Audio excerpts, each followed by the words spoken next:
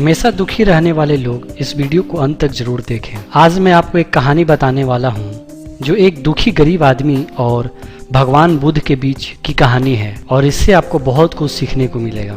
नमस्कार, यह है ज्ञान की बात यूट्यूब चैनल। जैसा कि आपने सुना होगा, जो पानी गतिशील होता है वही स्वच्छ और काम के लायक होता है और जो रुका हुआ है वह कभी भी कीचड़ बन जाता है।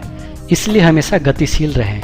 इसी बात को समझाने के लिए भगवान बुद्ध और एक दुखी गरीब व्यक्ति का मैं आपको कहानी बताने जा रहा हूँ। एक बार गौतम बुद्ध एक गांव में धर्म सभा को संबोधित कर रहे थे। लोग अपनी परेशानियों को लेकर उनके पास जाते और उनका हल लेकर खुशी खुशी वहां से लौटते। उसी गांव में सड़क के किनारे एक गरीब व्यक्ति बैठा रहता और धर्म सभा में जाने वाले लोगों को ध्यान से देखता।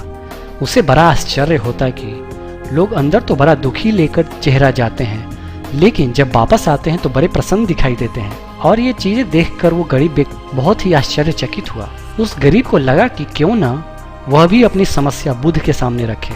मन में यह विचार लिए वह महात्मा बुद्ध के पास पहुंचा। वहां जाकर उस दुखी गरीब व्यक्ति ने देखा कि लोग पंक्तिबद्ध खड़े होकर उन्हें अपनी समस्या बता रहे थे और वह मुस्कुराते हुए सबकी समस्या हल कर रहे थे। जब उसकी बारी आई तो उसने सबसे पहले महात्मा को प्रणाम किया और कहा, भगवान, इस गांव में लगभग सभी लोग खुश हैं और समृद्ध हैं, फिर मैं ही क्यों गरीब हूँ। इस पर भगवान बुद्ध मुस्कुराते हुए बोले, तुम गरीब और निर्धन इसलिए हो क्योंकि तुमने आज तक किसी को कुछ नहीं दिया। आश्चर्यचकित होकर गरीब बोला, भगवान, मेरे पास भला दूसरों को देने के लिए क्या होगा। मेरा तो स्वयं का गुजारा बहुत मुश्किल से हो पाता है।